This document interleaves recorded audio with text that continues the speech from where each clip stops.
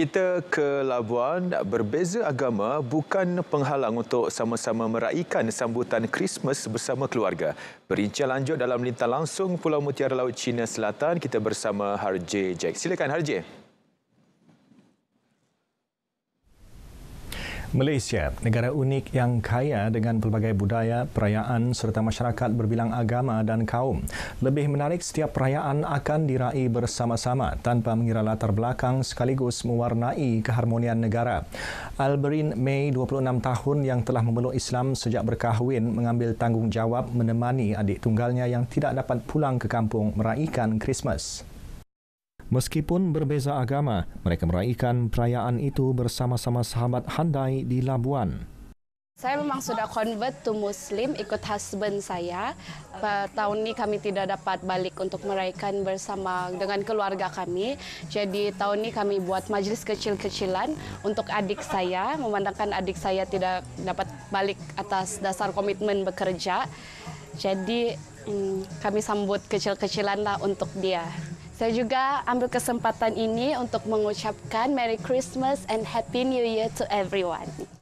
Even tidak dapat balik untuk merayakan hari Christmas di kampung, tapi saya masih happy lagi sebab masih ada kakak saya untuk sama-sama dengan saya merayakan perayaan Christmas nih, walaupun kami berlainan agama, tapi itu tidak menghalang untuk kami merayakan perayaan Christmas ini bersama-sama. Akhir kata, Merry Christmas untuk semua yang menyambut Christmas dan enjoy your Christmas 2022. Thank you. Dalam pada itu, tinjauan kru RTM mendapati suasana di pusat bandar agak lengang, terutama di terminal feri kenderaan mahupun terminal ekspres dan bot laju yang sebelum ini sesak. Cuti sempena perayaan dimanfaatkan orang ramai untuk bercuti ke seberang dan Tanah Besar Sabah selain meluangkan masa bersama keluarga. Satu jawatan kuasa kawalan wabak denggi peringkat Labuan ditubuhkan bagi mengawal penularan wabak terbabit di wilayah tersebut. Timbalan Ketua Pegawai Eksekutif Perbandaran Perbadanan Labuan, Fazilah Mahmud berkata, ini susulan Labuan merekodkan peningkatan mendadak kes denggi tahun ini dengan 28 kes sehingga minggu ke-50 berbanding 5 kes bagi tempoh sama tahun lalu.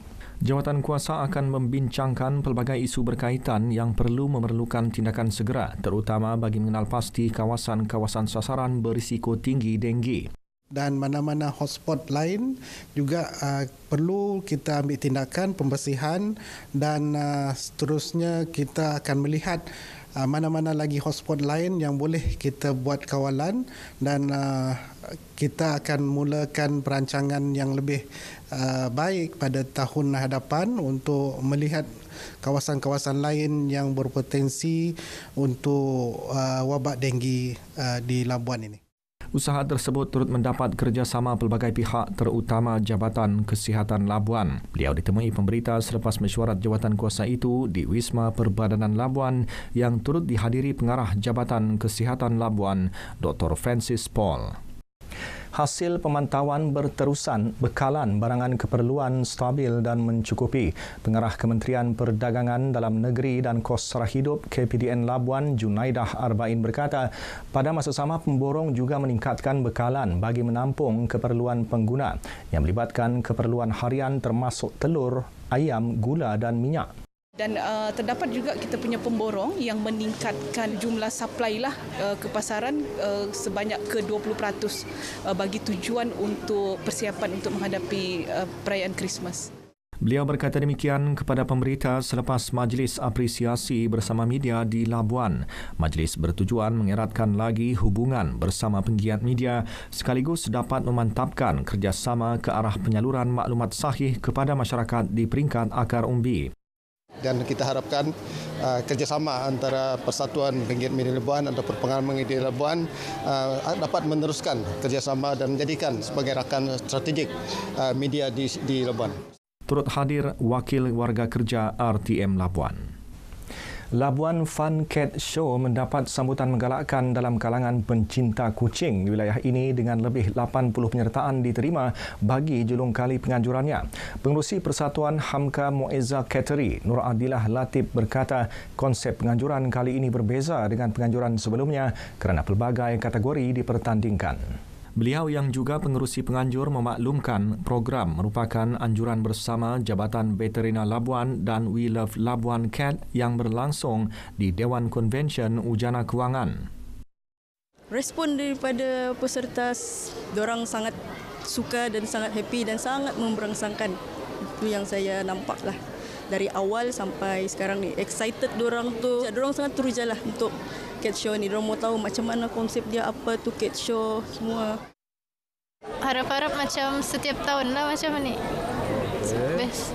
Pengalaman memang syok lah. Macam kan first time di Labuan macam ni.